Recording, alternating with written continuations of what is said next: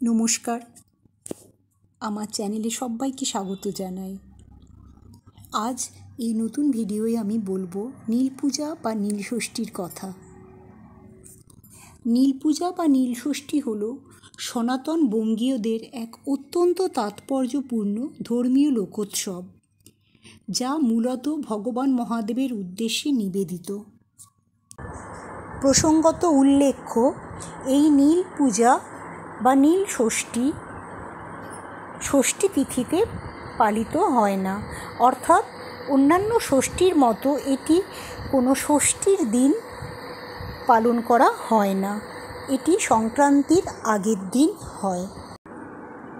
Bangla calendar বা বর্ষপঞ্জিকায় চৈত্র সংক্রান্তির চড়ক উৎসবের আগের দিন নীল পূজা অনুষ্ঠিত হয়ে থাকে, যা মূলত নীল নীলাবতী নামে শিব দুর্গার বিবাহ উৎসব।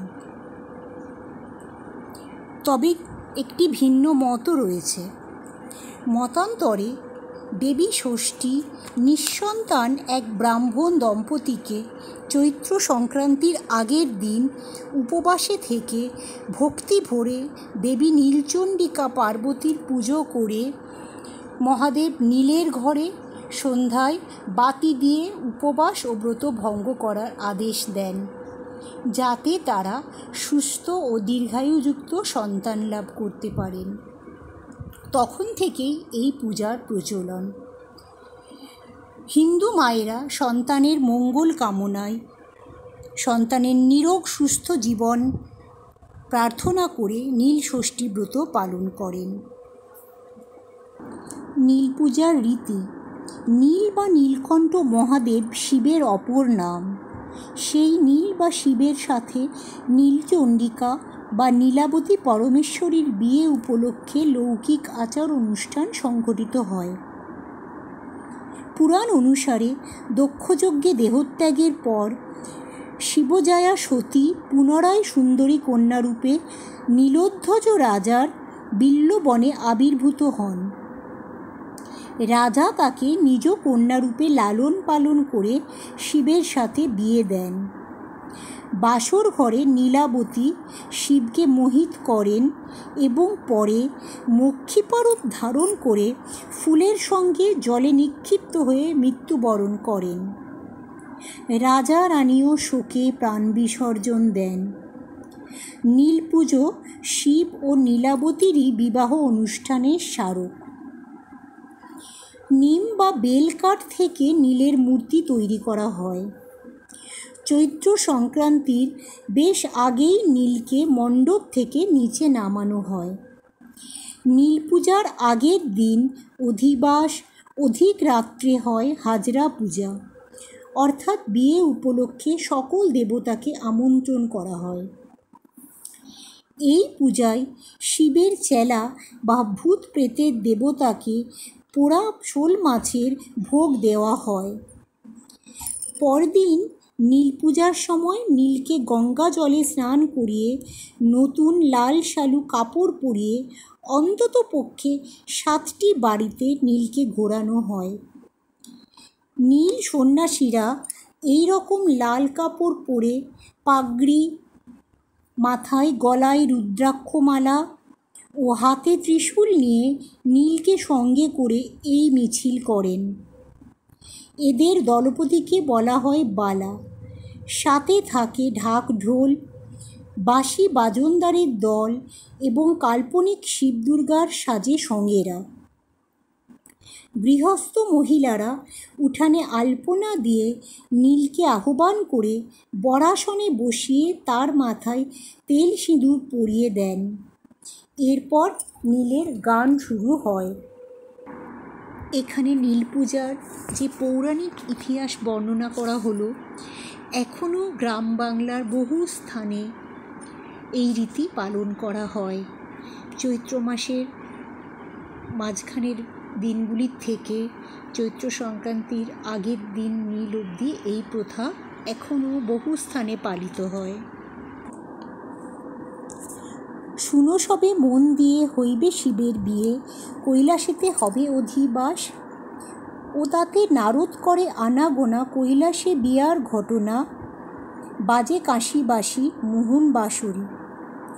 ও নারদ চলল গিরিরাজের গৃহেতে, আর একদিনেতে শুলো পানি। নারদকে বলেন বাণী, শুনো নারদ শুনো আমার সাধ। আমি দুই পাশে দুই বালিশ দিয়ে, মধ্যেখানে থাকি শুয়ে, উশিপুশি করে কাটাই রাত। ও নারদ চলল গিরিরাজের গৃহেতে, আর ওই শিব কয় কৈলাসে যেয়ে, দেখে এসেছি মেয়ে, শীঘ্র করো বিয়ের আয়োজন। ও নারদ চলল গিরিরাজের গৃহেতে, চলিলেন নারদ মুনি, চলিলেন নারদ ধ্বনি, উপনীত গিরিপুরে যেয়ে। কইলেন মেনকা রানী, আইলেন নারদ মুনি, দেখা পেয়ে এলো মুনির ঠাঁই। নারদ চলল গিরিরাজের গৃহেতে, শোনো ওগো গিরিরাজা, হইবা আমার আজা। জামাই তোমার হবে দিগম্বর। বিয়ের ঘটক ভাগিনেও নারদ মুনির কাছে শিব আরতি জানান। ভাইগনা যদি উপকারী হও, তবে বিয়া দিয়া আমার প্রাণ বাঁচাও।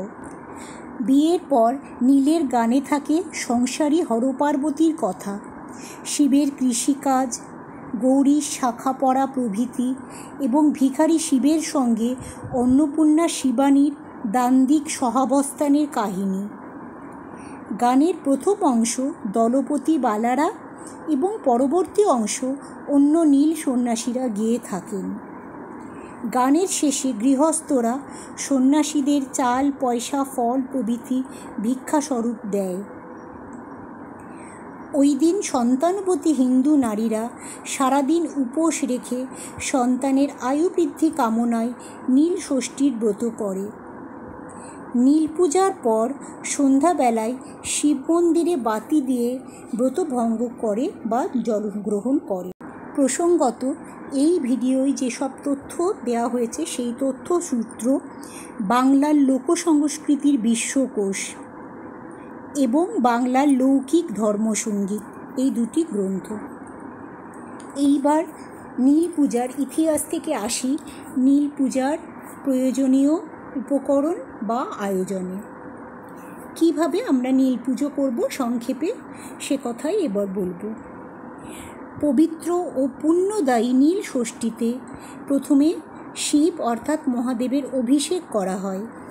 এই অভিষেকের জন্য ডাবের জল, দুধ, গঙ্গা জল, পঞ্চামৃত অর্থাৎ দুধ, দই, ঘৃত, মধু, শর্করা বা চিনি মিশ্রিত দ্রবণ ব্যবহার করা যেতে পারে।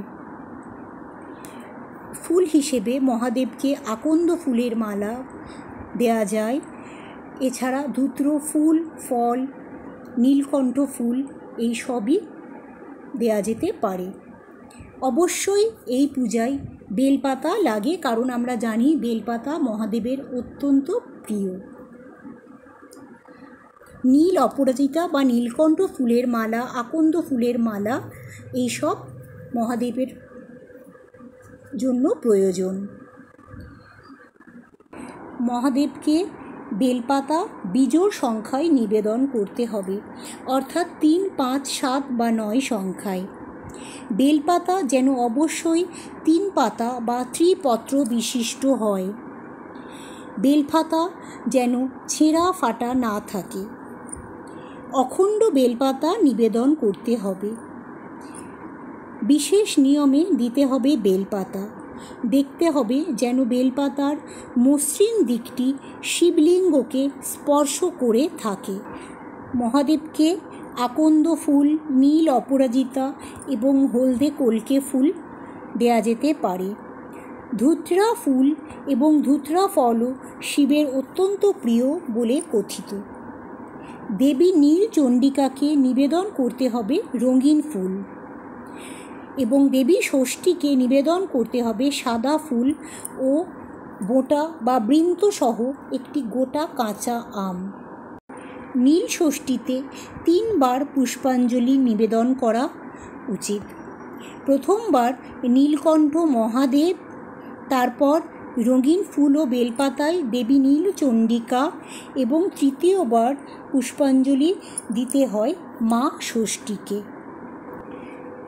নীল পূজায় মহাদেবকে ভস্য, দূর্বা, ভিজিয়ে রাখা গোটা আতপ চাল, গোটা পঞ্চশস্য, রুদ্রাক্ষের মালা, পৈতে, গাঁজা, কলকে এই সমস্ত নিবেদন করা যেতে পারে। আরতি সমাপনে শঙ্খধ্বনি বাজানো যেতে পারে। শিব পূজায় শঙ্খধ্বনি বাদ্য হিসেবে ব্যবহার করা যায়। প্রসঙ্গত উল্লেখ্য, নীলের ঘরে বাতি দেওয়া বলতে প্রদীপকেই বোঝানো হয়, তবুও প্রদীপ না পাওয়া গেলে মোমবাতিও অনেকে জ্বেলে থাকেন। নীলের ঘরে অনেকে নীল মোমবাতি বা নীল প্রদীপও জ্বালিয়ে থাকেন। এই পূজায় নীল দেবতাকে ফলমূল, মিষ্টান্ন, দধি বা দই, দুগ্ধ, ঘৃত, ক্ষীর সামর্থ্য অনুযায়ী নিবেদন করা যেতে পারে। বন্ধুরা, এবার বলবো নীল পুজোয় উপোসের নিয়ম। বেশিরভাগ ব্রত পালনকারী সারাদিন উপোসে থেকে সন্ধ্যায় নীলের ঘরে অর্থাৎ শিবের সামনে বাতি দিয়ে প্রসাদ তথা ফল জল গ্রহণ করে উপবাস ভঙ্গ করেন। তবে সকলের শরীর তো সমান হয় না, সহনশক্তিও ভিন্ন হয়। তাই যাদের শরীরে সারাদিন সম্পূর্ণ উপবাস করা সম্ভব নয়, তারা চা, জল, শরবত, ডাবের জল ইত্যাদি খেয়েও ব্রত করেন। পূজা শেষে প্রসাদ গ্রহণ ও রাত্রে কেহ কেহ লুচি সুজিও খান। তবে অনেকেই রান্না করা কোনো খাবার এদিন খান না।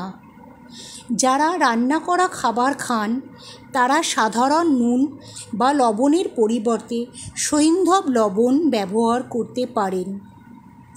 যারা ব্রত রাখেন না তারাও এদিন নিরামিষ সাত্ত্বিক আহার গ্রহণ করতে পারেন। এতে ভগবানের আশীর্বাদ লাভ করা যায় বলেই বিশ্বাস। সন্তানবতী নারীরা অর্থাৎ মায়েরা সন্তানের মঙ্গল কামনায় এই ব্রত করেন। নিঃসন্তান দম্পতিরাও সন্তান লাভের জন্য এদিন পুজো করতে পারেন। অবিবাহিত নারী পুরুষেরাও এই বিশেষ দিনে পুজো করতে পারেন নিজ নিজ কল্যাণ কামনার্থে, অর্থাৎ ভক্ত মাত্রেই ভগবানের পুজো করতে পারেন নিজের সংসারের সার্বিক কল্যাণের জন্য। এই বিশেষ দিনে ব্রত করলে মহাদেব, দেবী নীলচণ্ডিকা ও মা ষষ্ঠীর করুণা লাভ করা যায়। এবার বলি এই বছর অর্থাৎ চলতি বছরের নীল পুজোর বা নীল ষষ্ঠীর দিনক্ষণের ব্যাপারে। এবছর নীল পূজা পড়েছে 13ই এপ্রিল 2025 রবিবার দিন, বাংলা 1431 সন 30শে চৈত্র। জ্যোতিষ মতে বাতিদানের শুভ সময় সন্ধ্যা 6টা 58 হইতে 7টা 51 পর্যন্ত, প্রায় 1 ঘন্টা সময়। পরিশেষে বলি, আমার উপস্থাপনা ভালো লাগলে চ্যানেলটি সাবস্ক্রাইব করে সঙ্গে থাকবেন। সবাই ভালো থাকবেন। হর হর মহাদেব। জয় মাতা নীলচণ্ডিকা পার্বতী, জয় মা ষষ্ঠী। সকল সন্তানকে ভালো রেখো মা, সকলকে ভালো রেখো, সকলের মঙ্গল করো। ওম নমঃ শিবায়, ওম নমঃ শিবায়।